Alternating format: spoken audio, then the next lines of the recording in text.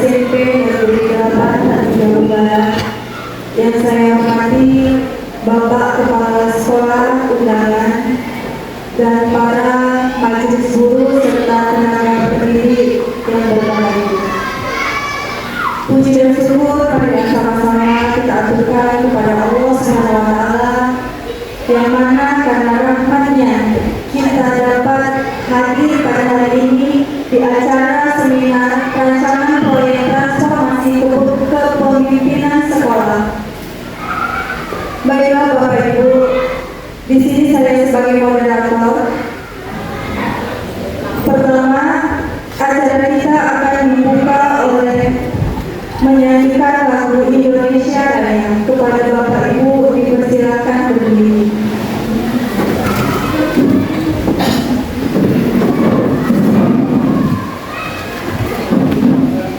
Kita Indonesia Raya.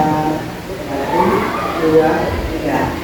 Indonesia tanah airku. Hiduplah Indonesia Raya.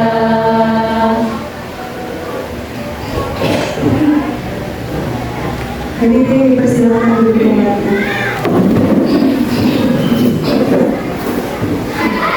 Baiklah, acara berikutnya adalah kata sambutan dari Bapak Kepala Sekolah. Kepada Bapak dipersilakan. Assalamualaikum warahmatullahi wabarakatuh. Bapak Ibu, para hadirin yang saya hormati, pertama-tama marilah kita mengucapkan syukur dalam Allah atas limpahan rahmat karunia maka pada hari ini kita bersama-sama dapat menghadiri acara seminar yang akan dilakukan oleh salah satu guru kita yang beberapa saat yang lalu mengikuti kegiatan calon kepala sekolah. Kemudian salam marilah kita persembahkan kepada junjungan Nabi besar Muhammad sallallahu alaihi wasallam. Allahumma shalli ala sayyidina Muhammad wa ala ali sayyidina Muhammad. Semoga dia akhir nanti kita bersama dari beliau. Bapak Ibu yang saya hormati, terima kasih atas kedatangan semuanya. Kemudian nanti marilah kita sama-sama untuk mencermati, melihat apa yang disampaikan oleh saudara kita, oleh Bu Mary, dan mari kita bertanya apa yang belum jelas. Mudah-mudahan ilmu yang beliau dapatkan bisa ditransferkan untuk kita semua. Barangkali hanya itu yang bisa saya sampaikan. Dengan Bismillahirrahmanirrahim, kegiatan seminar ini dengan resmi kita buka. Bismillahirrahmanirrahim. Assalamualaikum warahmatullahi wabarakatuh. Waalaikumsalam. Baiklah Bapak Ibu, kita masuk ke acara yang berikutnya, itu tentang pemaparan materi yang akan disampaikan oleh Ibu Mary. Kepada Ibu dipersilakan.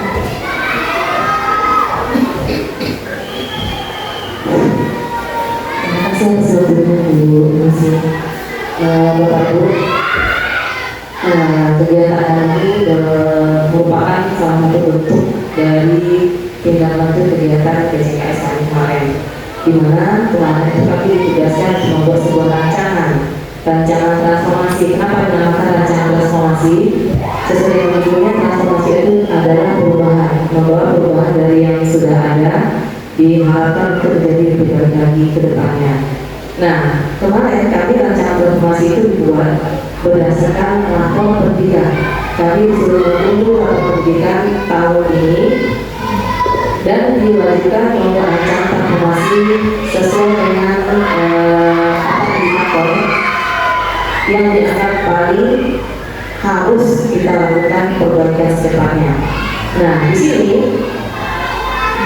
pada pendidikan kita itu yang kita temui adalah berupa literasi yang menurut sangat signifikan. Kemarin itu saya tidak mau mengambil itu sebetulnya, karena setiap tahun rata-rata generasi kita selalu dikatakan buruk-buruk. Karena itulah makanya kita selalu diundang setiap tahun di pelatihannya, Bapak Ibu ya. Selalu ada pelatihan peningkatan literasi siswa, literasi maupun numerasi. Nah, jadi karena rapor pendidikan kita itu juga harus serta pada kegiatan yang kemarin, maka diwajibkan kami mengambil hal yang penting itu, yaitu literasi. Nah, maka tercetuslah proyek seperti ini. Gimana sih cara kita meningkatkan literasi dari siswa itu? Nah, jadi berdasarkan rapor pendidikan itu, saya mengangkat tema seperti ini. Nah, jadi rancangan seminar saya kali ini adalah ini namanya rancangan transformasi kepemimpinan sekolah. Gimana seorang itu menggerakkan sekolah untuk menjadi lebih baik lagi. Adapun temanya adalah KOLID. Saya ambil judul dengan nama KOLID, yaitu Koperasi Literasi. Mengapa program ini dilaksanakan atau urgensinya gimana sih, latar belakangnya apa sih, kenapa saya mengambil tema seperti ini? Nah, yang pertama adalah isu kritisnya, literasi siswa masih rendah. Literasi siswa masih rendah itu dilihat dari rapor pendidikan yang tahun ini menurun, memang masih capaiannya masih sedang, 62,22% sudah mencapai kompetensi minimum. Ibaratnya sudah separuh lebih dari siswa kita sudah mencapai kompetensi minimumnya. Cuma dari tahun kemarin itu ada sebesar ini 20,28 itu menurun dari tahun kemarin. Berarti tahun kemarin itu nilainya 80-an. Sedangkan tahun 2025 mencapai 62,22%. Jadi nilainya itu nampak timpang antara yang item yang satu dan item yang lain, itu nampak timpang di literasi kita ini. Kemudian akar masalahnya, layanan perpustakaan tidak optimal. Nah, gimana caranya kita meningkatkan perpustakaan kita ini biar hidup? Ya, nah jadi biar anak-anak itu sering mengunjungi perpustakaan. Apa langkah konkretnya? Kemudian kenapa layanan ini dikatakan kurang optimal? Nah, perpustakaan itu sebagainya kan epicentrum atau pusatnya literasi. Nah, tapi dengan melihat keadaan sekitar kita, realnya anak-anak kita ya Pak Ibu ya, kan jarang mengunjungi koperasi, jarang mengunjungi perpustakaan ya. Nah, saya dari itu terpikirlah gimana sih caranya biar anak-anak itu mau mengunjungi perpustakaan. Kemudian dampaknya itu rata-rata sebagian besar bisa dikatakan 90% atau lebih mungkin anak-anak kita tidak mengunjungi perpustakaan itu. Apa masalahnya, kita harus cari tahu apa masalahnya itu. Nah, untuk apa masalah itu setelah kita dapatkan kalau salah satunya, maka kita cari solusi. Nah, solusinya itu yang akan saya nanti sampaikan. Nih, budaya belajarnya pasif, kurang mengunjungi perpustakaan tadi yang 90% mungkin akan lebih dari 90% dari anak siswa kita yang kurang mengunjungi perpustakaan. Kemudian urgensinya, seperti yang saya bilang tadi, perlunya tindakan yang cepat. Kalau yang program ini nanti saya rencanakan selama 6 bulan ke depan. Semoga saja diterima Bapak Ibu ya program ini, dan semoga berdampak pada perpustakaan kita yang menjadi hidup. Selanjutnya, ini urgensinya tadi sudah saya sampaikan bahwa literasinya menurun 20,28 tadi dari tahun sebelumnya Bapak Ibu ya. Kemudian tujuan dan sasaran proyek. Apa sih tujuan proyek ini?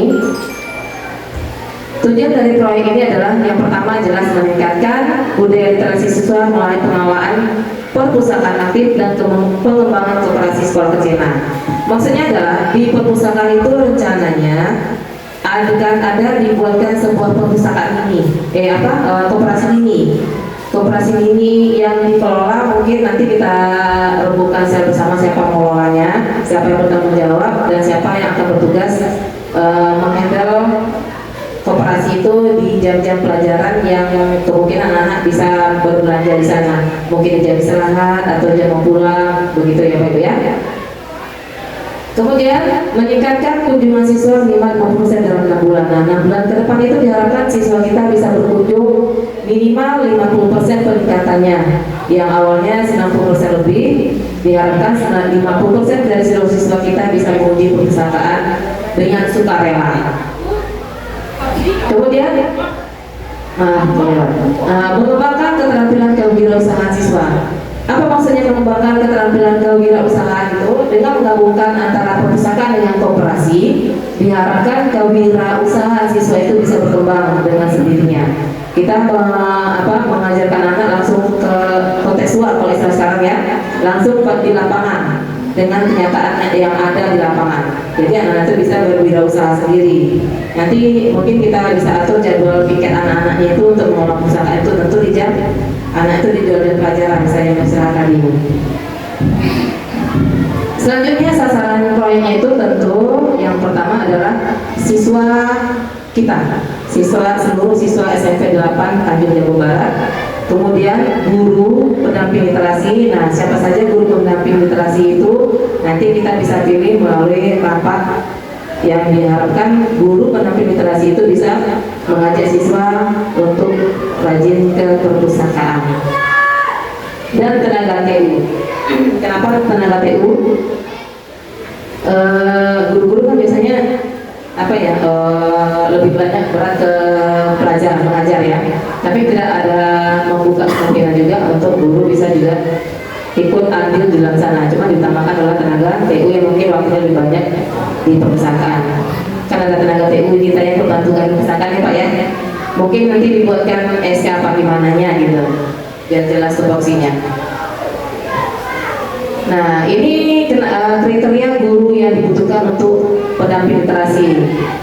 Lumayan banyak Bapak Ibu ya, itu gurunya itu guru yang memiliki kompetensi dan passion tinggi dalam literasi, guru yang hobi untuk menimba ilmunya lagi untuk berkembang demi kemajuan literasi siswanya. Kemudian guru yang terbuka terhadap perubahan aktif dan forum refleksi guru, mampu merefleksi diri sendiri dan refleksi bersama teman gurunya yang lain. Dan kemudian ada guru yang memiliki komunikasi baik dengan orang tua dan komunitas sekolah. Nah, itulah beberapa syarat-syarat guru yang bisa diangkat menjadi guru pendamping literasi. Guru yang memiliki komunikasi baik dengan orang tua dan komunitas sekolah. Selanjutnya, konsep polinnya ini.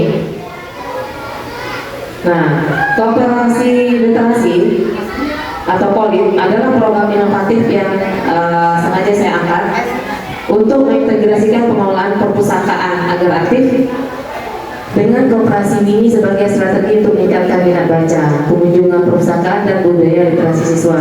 Program ini memanfaatkan pendekatan yang dekat dengan kehidupan siswa melalui penyediaan alat tulis, cemilan, dan mungkin juga escape sebagai daya tarik sehingga perpustakaan bertransformasi menjadi ruang belajar yang hidup, menyenangkan dan kontekstual sekaligus menumbuhkan karakter kemandirian dan tanggung jawab siswa melalui pengelolaan koperasi secara sederhana dan eksklusif. Nah, maksudnya begini Bapak Ibu, siswa kita itu jika ditugaskan untuk melaksanakan untuk piket di koperasi itu sekaligus tadi sudah jelas melatih kemandirian dan kewirausahaan mereka.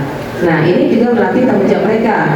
Karena per hari itu nanti kita kan akan mencatat siapa berapa belanja, berapa pengeluaran, berapa pemasukan. Nah, mereka akan mencatat itu dalam buku catatannya nanti ada dikhususkan untuk pembelian itu.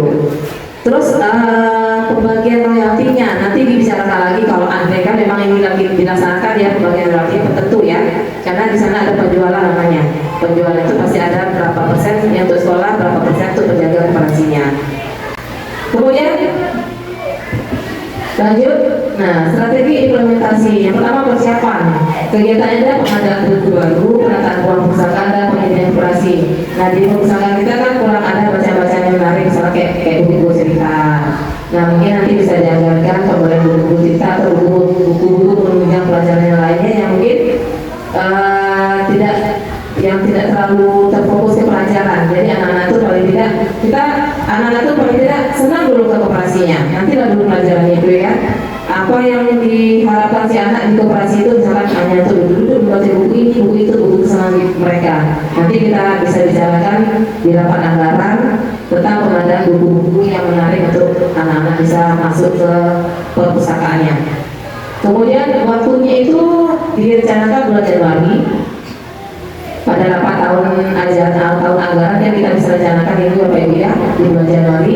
Kemudian yang dilibatkan seluruh staf dan guru tentunya dan juga kepala sekolah. Kalau bisa juga mengundang komite sekolahnya. Kemudian implementasi atau pelaksanaan itu dilaksanakan rencana bulan Februari sampai Mei. Kita kita cobakan gitu ya dari Februari sampai Mei. Gimana dengan program ini, apakah berhasil apa tidak? Tentu dalam monitoring harian oleh guru yang ditugaskan untuk mengelola koperasinya itu, atau TU yang ditugaskan untuk mengelola koperasinya. Yang jelas monitoring adalah kepala sekolah ya Pak Ibu ya, karena semuanya diamankan oleh kepala sekolah dari dana sekolah. Kemudian refleksi itu di akhir kegiatan. Setelah bulan Mei tentu ada bulan Juni, di bulan Juni lagi kita melakukan refleksi. Refleksi itu kita menilai apakah program itu berjalan dengan baik atau tidak. Tentu di mana siswa, guru serta kepala sekolah. Apakah menurut siswa itu terbantu dengan adanya koperasi kita. Selanjutnya, apa itu koperasi mini? Dari tadi saya bicara koperasi mini saja. Nah, koperasi mini itu menyediakan ATK, misalnya buku tulis, pena, pensil, penggaris, titik, dan segala keperluan siswa. Bisa juga untuk buku segala macam itu ya, segala sesuatu yang dibutuhkan siswa. Kadang siswa bilang, Bu, saya nggak punya pena. Ngacir dulu izin beli pena, kan susah, mengganggu pelajaran. Nah, kalau misalkan kita ada koperasi mini, itu standnya cuma dikit aja sudah bisa itu Bapak Ibu ya. Stand misalkan 2x1 aja, tingginya 2 meter, lebarnya 1 aja sudah cukup itu untuk memenuhi kebutuhan ATK siswa. Kemudian menyediakan cemilan kemasan siswa. Nah, keranjangnya 1 aja mungkin seharusnya sudah cukup ya. Keranjang cemilan yang tidak dijual oleh orang sebelah atau tetangga-tetangga, kita cari cemilan-cemilan apa sih yang kira-kira disukai oleh siswa kita taruh di situ. Nah, yang ini yang menarik sekali. Kalau ini stand es krim, saya tanya ke beberapa sekolah, ini rata-rata sekolah sudah mempunyai stand es krim di sekolahnya. Rata-rata sekolah-sekolah saya tanya sudah ada stand es krimnya itu. Jadi dengan menjual es krim itu tentu pemasukan dari sekolah kita juga bisa lebih banyak. Nah, dengan adanya pemasukan dari sekolah kita dan koperasi ini, tentu kegiatan-kegiatan yang lain yang tidak harus ditanggung oleh dana BOS. Sekolah kita sekolah kecil, jadi kita harus lebih berpikiran terbuka. Gimana sih kita caranya untuk mendapatkan penghasilan lain yang tidak hanya ditunjang oleh dana BOS saja. Kadang-kadang banyak kegiatan-kegiatan itu yang tidak tercover oleh dana BOS, tidak dibolehkan dana BOS, tapi kadang kita melaksanakannya. Banyak kegiatan seperti itu. Nah, jadi biar tidak memberatkan sekolah, kita carilah inovasi-inovasi untuk mendapatkan dan mendatangkan income lebih untuk sekolah kita. Kemudian monitoring dan evaluasi. Monitoring ini indikator belajar jumlah kunjungan tentu lebih banyak dari bulan ke bulannya. Kita melihat perkembangannya setiap bulan Pak Ibu ya, dengan ada buku catatan perkunjungan siswa itu. Nah, sebetulnya saya ini pengen juga membuatkan kartu untuk kunjungan. Setiap siswa itu memiliki kartu kunjungan. Nah, nanti kita setiap wali kelas itu kita haruskan anak-anak itu mengunjungi siswa perpustakaannya per siswa itu dalam 1 bulan itu berapa, kita sepakati berapanya. Minimal entah 1 bulan itu 2 kali atau 3 kali atau setiap minggu wajib anak itu, dengan cara menyuruh mereka atau menugaskan mereka membuat entah itu quotes dari buku yang dibacanya atau ringkasan ini dari buku yang dibacanya, buat judul buku, buat quotesnya atau ringkasan itu. Nah, itu mungkin guru-guru penanggung jawab literasi tadi yang bisa mengendalnya itu. Biasanya guru yang penanggung jawab literasi itu adalah guru bahasa Indonesia, yang sering dipilih orang adalah guru bahasa Indonesia dan guru bahasa Inggris biasanya ya. Tapi tidak menutup kemungkinan juga guru-guru lain yang paham dengan literasi. Kemudian alat ukurnya tentu buku catatan. Tadi yang saya bilang kan, buku catatan, laporan bulanan koperasi serta feedback tidak lanjut atas arahan guru dan siswa. Selanjutnya adalah 4 batik survei sederhana kepada siswa dan guru setiap bulannya. Kita bertanya kepada siswa dan guru setiap bulannya gimana dengan perasaan mereka, gimana dampak yang mereka rasakan dengan adanya POLIN ini atau koperasi literasi perpustakaan ini. Apakah bermanfaat atau biasa-biasa saja? Apakah program itu akan bisa dilaksanakan lebih lanjut 6 bulan berikutnya atau berhenti sampai 6 bulan itu saja? Tapi kalau melihat sekolah-sekolah lain, Bapak Ibu ya, kayaknya bisa lah berkembang untuk polling ini. Selanjutnya, dampak dan keberlanjutan tentu diharapkan adalah dampak positif. Kita tidak mengharapkan dampak negatif, Bapak Ibu ya. Dampak positif utama pasti literasi meningkat. Nah, budaya literasi yang aktif dan menyenangkan, anak-anak mau berkunjung di perpustakaan, dan tentu kita bolehkan anak-anak itu berkunjung di perpustakaan sambil nyemil. Itu masih intinya. Karena kita nggak boleh makan ini itu. Yang penting anak itu mau menjaga kebersihannya. Kita sediakanlah nanti tong sampah basah dan tong sampah kering. Nah, malah kemarin itu saya ada berkunjung. Kemarin kami di BCKS itu berkunjung di sekolah SMP 16 Kota Jambi. SMP 16 Kota Jambi.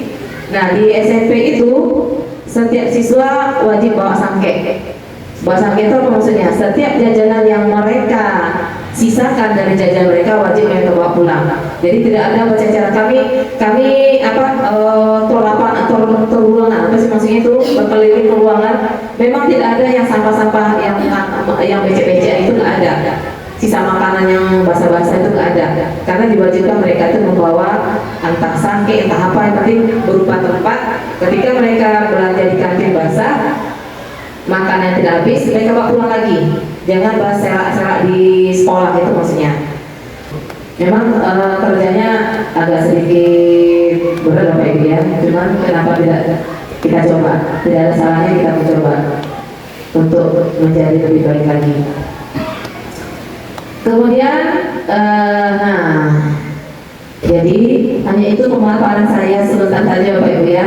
Jadi diharapkan dengan adanya koperasi sekolah yang menyediakan minuman kesukaan siswa, kemudian es krim kesukaan siswa yang murah meriah, harga 2.000 3.000 sudah ada.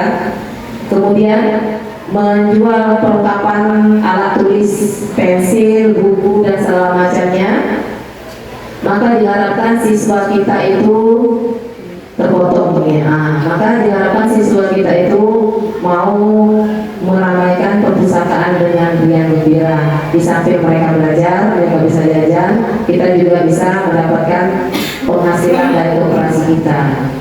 Mungkin hanya itu saja Bapak Ibu pemaparan saya secara singkat. Adakah yang mau bertanya atau pertanyaannya nanti di balik layar saja, gimana pelaksananya? Terima kasih atas waktunya. Saya akhiri. Assalamualaikum warahmatullahi wabarakatuh. Baiklah Bapak Ibu, pemaparan materi telah selesai, berarti sudah selesai juga acara kita. Sebelum kita tutup, ada baiknya kita berdoa dulu. Di sini berdoa akan dipimpin oleh Pak Sahib. Kepada Bapak dipersilakan. Assalamualaikum warahmatullahi wabarakatuh.